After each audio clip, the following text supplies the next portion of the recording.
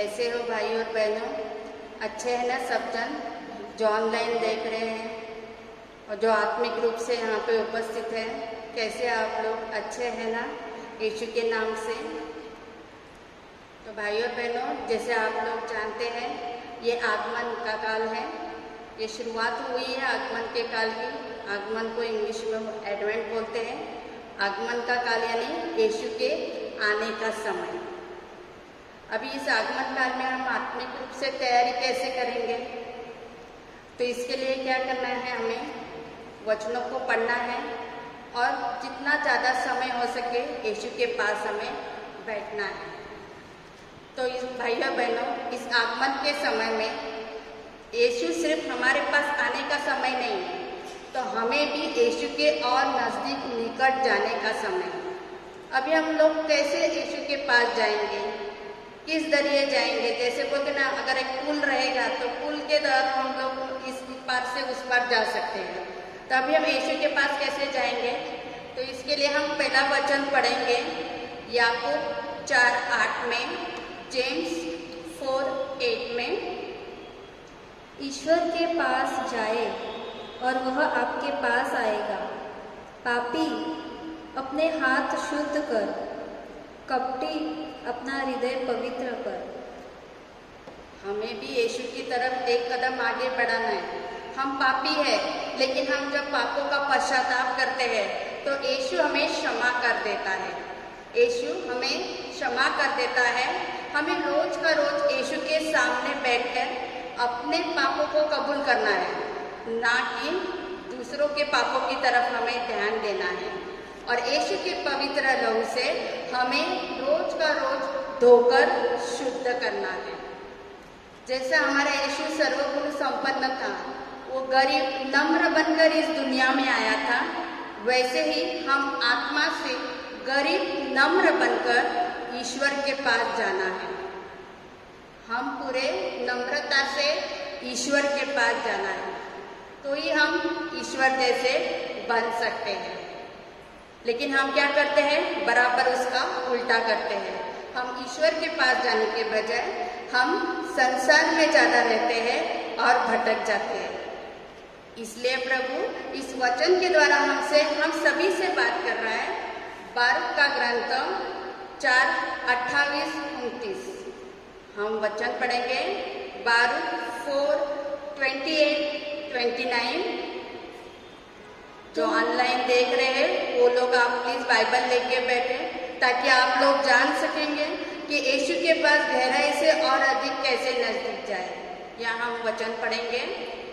तुमने पहले ईश्वर से दूर हो जाने की बात सोची थी, अब 10 गुने उत्साह से उसके पास लौटने की चेष्टा करो, क्योंकि जिसने तुम पर इन विपत्तियों को आने दिया वही तुम्हारा उद्धार कर तुम्हें अनंत आनंद प्रदान करेगा।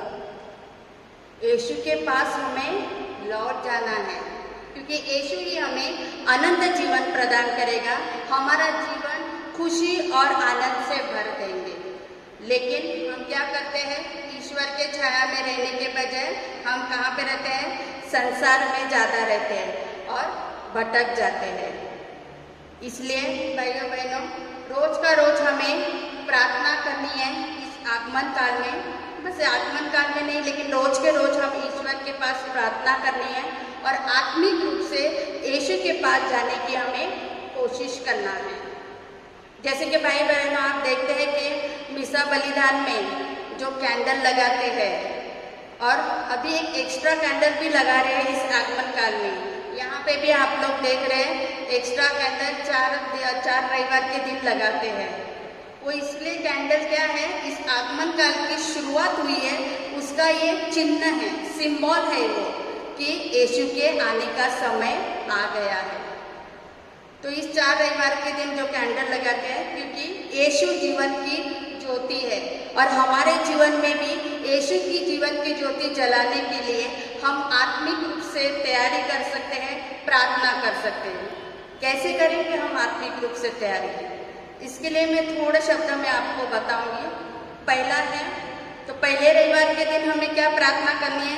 जागते रहो, प्रार्थना करो। हमेशा हमें जागते रहना है और प्रार्थना करनी है। 1 थेस्सलोनियन 5:16-22, 1 थेस्सलोनियन 5:16-22। आप इस वचन को ध्यान से सुनिएगा। आप लोग हर समय प्रसन्न रहे, निरंतर प्रार्थना करते रहे, सब बातों के लिए ईश्वर को धन्यवाद दें, क्योंकि ईसा मसीह के अनुसार आप लोगों के विषय में ईश्वर की इच्छा यही है। आत्मा की प्रेरणा का दमन नहीं करें और भविष्यवाणी के वरदान की उपेक्षा नहीं करें, बल्कि सब कुछ परखे और जो अच्छा हो उसे स्वीकार करें। हर प्रकार की बुराई से बचते रहे। हर प्रकार की बुराई जो संसार हमें देती है और हमारे अंदर भी रहती है, उसे निकल जाने के लिए हमें हर समय प्रार्थना करना है, जागते रहना है। दूसरे रविवार के दिन हमें क्या करना है? अपना जीवन बदलने के लिए हमें प्रार्थना करनी है। जैसे यूहन्ना 1:1-5, जॉन 1:1-5। आप इस वचन को तो जानते हैं, शब्द ही ईश्वर है और ईश्वर ही शब्द है। तो ईश्वर का वचन दुधारी तलवार जैसा है, वो हमारे हृदय के आर पार जाता है और हमारा हृदय परिवर्तन करता है, हमारा जीवन बदलता है। और ईश्वर के वचनों पे हमेशा हमें विश्वास करना है। तीसरे रविवार के दिन हमें क्या करना है? हमारे अंदर धीरजता, संयम, सहनशीलता आने के लिए हमें प्रार्थना करनी है। तो हम वचन पढ़ेंगे मत्ती 1:23 में, मैथ्यू 1:23 में। देखो, एक कुंवारी गर्भवती होगी और पुत्र प्रसन्न करेगी और उसका नाम इमैनुएल रखा जाएगा, जिसका अर्थ है ईश्वर हमारे साथ है। इमैनुएल, ईश्वर हमारे साथ में है। हमारे जीवन में रोज के रोज ईश्वर को हमारे साथ में लेके चलना है। हमेशा ईश्वर हमारे साथ में होना चाहिए। कहीं भी हम जाए, ईश्वर हमारे साथ में होना चाहिए। चौथे रविवार के दिन क्या करना है? हमारा हृदय परिवर्तन करने के लिए अपने हृदय के द्वार को खोलना है। प्रकाश ग्रंथ 3:20, रेवलेशन 3:20 में हम वचन पढ़ेंगे। मैं द्वार के सामने खड़ा होकर खटखटाता हूँ। यदि कोई मेरी वाणी सुनकर द्वार खोलेगा, तो मैं उसके यहाँ आकर उसके साथ भोजन करूँगा और वह मेरे साथ। तो यीशु हमारे हृदय के द्वार को खटखटा रहा है, उसकी वाणी हमें सुननी है। यीशु को हमारे जीवन में बुलाना है। यीशु हमारे जीवन में कैसे आता है? वचनों के द्वारा। और हमारा हृदय का द्वार हमेशा हमें खोल के रखना है। अगर हम अपना हृदय का द्वार खोलते हैं तो यीशु हमारे और हमारे परिवार में आता है। तभी तो हम यीशु जैसे बनेंगे। जैसे मत्ती 5:48 में लिखा है, मैथ्यू 5:48, तुम पूर्ण बनो जैसे तुम्हारा स्वर्गीय पिता पूर्ण है। हमारा जैसा स्वर्गीय पिता है, वैसे ही हमें पूर्ण बनने की कोशिश करना है। यीशु को हमारे जीवन में बुलाना है। हम ना सिर्फ हमारे पूर्वजों की तरह, हमारे माता पिता की तरह, ना भाई बहन की तरह, ना पति पत्नी की तरह, ना पड़ोसी की तरह, ना क्रिस्ती भाई बहन की तरह हमें बनना है, बल्कि हमें ईश्वर की तरह बनना है। ईश्वर को हमें हमारे जीवन में पहला स्थान देना है। तभी तो हमारे जीवन में बदलाव आएगा। तभी तो हम ईश्वर का अनुभव कर सकेंगे। तो भाइयों बहनों, यीशु का जैसा स्वभाव था, नम्र, प्रेम, दयालु, वैसा ही स्वभाव हमारे अंदर आना चाहिए। हमें कोशिश करना है। जैसे यीशु हमारा राजा है, हम गाते हैं यीशु हमारा है राजा, तो यीशु हमारा राजा है, संसार का मालिक है। लेकिन जैसे आप लोग जानते हैं, राजा का जन्म कहाँ होता है? महलों में होता है। वो कहाँ पे बैठता है? सिंहासन पे बैठता है। उसके यहाँ नौकर चाकर रहते हैं, खाने के लिए स्वादिष्ट भोजन रहता है। लेकिन हमारे यीशु राजा ने गाय के गौशाले में जन्म लिया, चरनी में उसको रखा गया, ये क्यों हुआ? हम लोगों के लिए। हम नम्रता में रहे, पाप ना करें, लालच ना करें और दूसरों को क्षमा करें।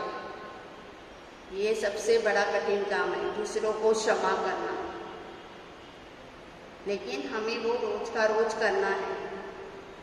जैसे हम दूसरों को क्षमा करते हैं तो हमारा स्वर्गीय पिता ये भी हमें क्षमा करेगा। हमारा स्वर्गीय पिता हमें क्षमा करेगा। इसके लिए हम लास्ट वाला वचन पढ़ेंगे। मैंने ये वचन क्यों लिया है? क्योंकि वचनों के द्वारा यीशु हमसे बात करता है। यीशु वचनों के द्वारा हमारे जीवन में आता है और वचनों के द्वारा हमारा जीवन बदलता है। तो हम जरा ये लास्ट वाला वचन पढ़ेंगे, मार्कुस 11:25-26 में। जब तुम प्रार्थना के लिए खड़े हो और तुम्हें किसी से कोई शिकायत हो तो क्षमा कर दो, जिससे तुम्हारा स्वर्गीय पिता भी तुम्हारे अपराध क्षमा कर दे।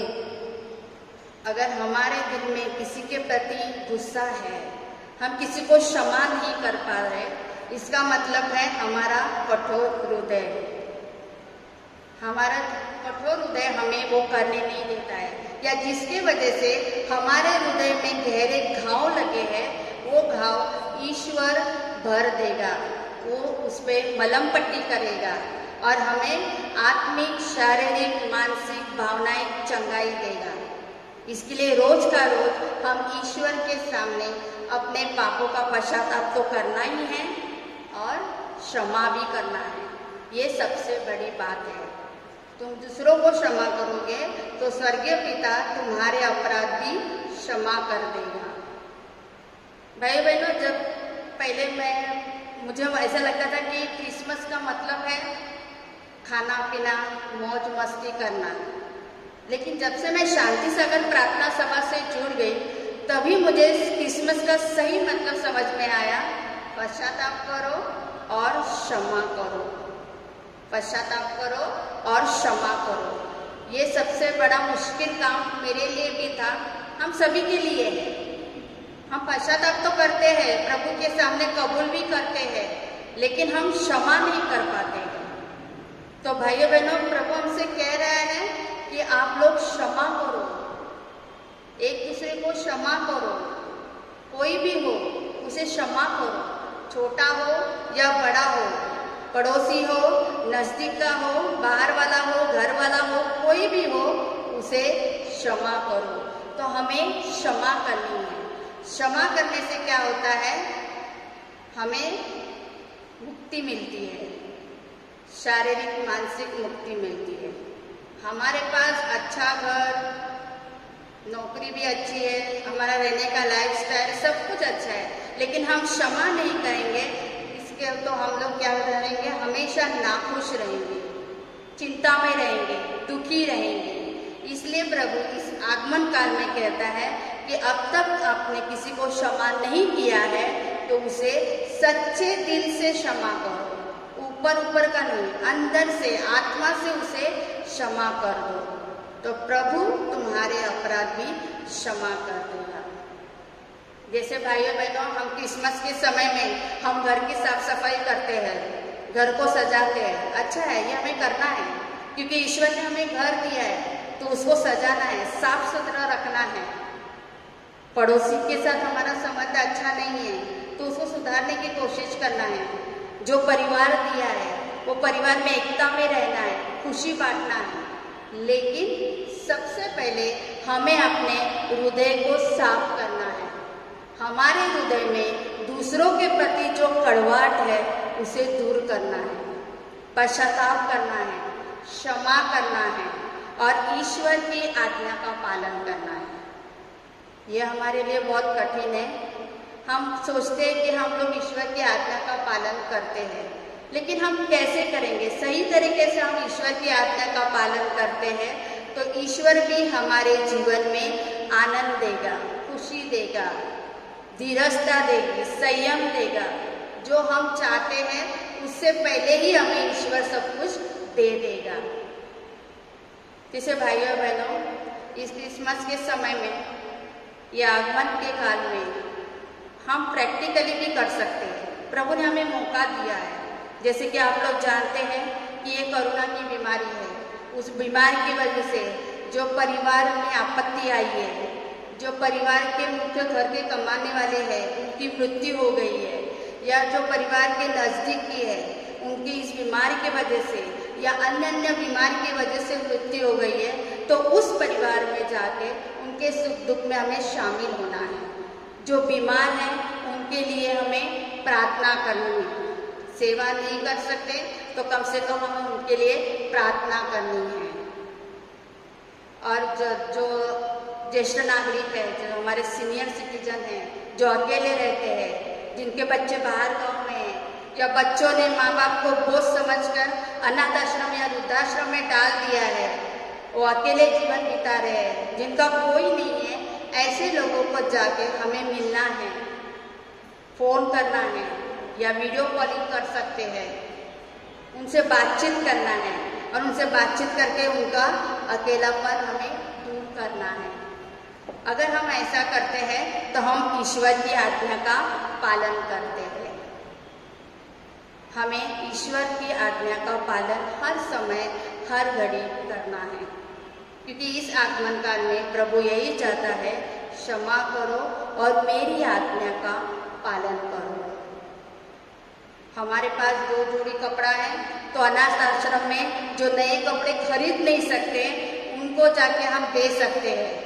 ऐसा करके हम उसके चेहरे पे मुस्कुराहट ला सकते हैं, उनका जीवन में हम खुशियाँ ला सकते हैं। जैसे ये मत्ती का सुसमाचार है 35 से लेके 40 तक।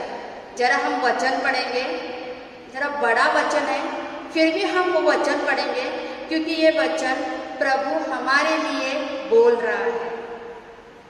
मैथ्यू 25:35 से 40। मैथ्यू 25:35 से 40। आप लोग थोड़ा ध्यान से सुनिएगा इस वचन को। क्योंकि मैं भूखा था और तुमने मुझे खिलाया, मैं प्यासा था और तुमने मुझे पिलाया, मैं परदेशी था और तुमने मुझको अपने यहाँ ठहराया, मैं नंगा था और तुमने मुझे पहनाया, मैं बीमार था और तुम मुझसे भेंट करने आए, मैं बंदी था और तुम मुझसे मिलने आए।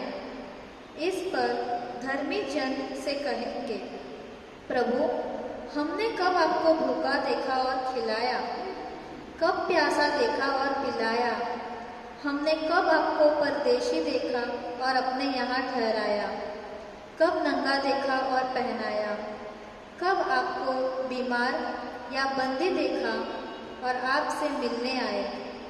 राजा उन्हें यह उत्तर देंगे, मैं तुम लोगों से यह कहता हूँ, जो तुमने मेरे इन भाइयों में से किसी एक के लिए किया, वह कितना भी छोटा क्यों न हो, जो कुछ किया वह तुमने मेरे लिए ही किया। प्रभु इस वचन के द्वारा कहता है, तुमने मेरे इन भाइयों में से किसी एक के लिए भी किया, जो कुछ किया, चाहे छोटा हो या बड़ा हो, जो कुछ किया वो तुमने मेरे लिए किया है।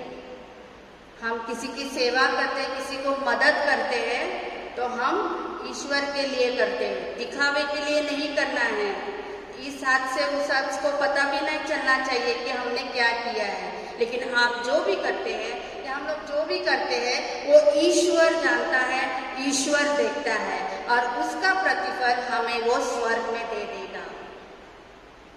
अगर इस आगमन काल में जिनको शारीरिक आत्मिक रूप चंगाई के जो भूखे हैं, तो उनके पास जाकर हमें उनकी मदद करनी है। हमें मदद करने के लिए हमें आगे आना है। प्रभु हम सबको बुला रहा है, उसके लिए हमें प्रभु बुला रहा है कि मैं जैसा इस धरती पर आया नम्र बना, वैसे तुम भी नम्र बनो, एक दूसरे से प्रेम से रहो, दया दिखाओ, क्षमा करो, पश्चाताप करो और मेरी आज्ञा का पालन करो। अगर इस आगमन काल में हम इसमें से किसी एक के लिए भी करते हैं तो वो हम ईश्वर के लिए करते हैं, क्योंकि ईश्वर भी यही चाहता है। ईश्वर हमसे बहुत प्यार करता है, लेकिन हमारे अंदर प्यार की कमी है, तो उसके लिए भी हमें प्रार्थना करनी है। हमारे अंदर प्यार की कमी है, प्रेम नहीं है, इसके लिए हम दूसरों को क्षमा नहीं कर सकते। तो रोज का रोज हम ईश्वर के सामने बैठ के अपने पापों का पश्चाताप करना है, ना किसी भी आगमन काल में। तो रोज का रोज हमें ईश्वर के पास बैठना है, अपने पापों का पश्चाताप करना है और अपना जीवन बदलने का कोशिश करना है। ये कठिन है हमारे लिए, लेकिन जब हम प्रार्थना करेंगे तो ये सब कुछ हो सकता है। हम मनुष्य के लिए असंभव है, लेकिन ईश्वर के लिए सब कुछ संभव है और ईश्वर वो हमारे जीवन में जरूर करेगा।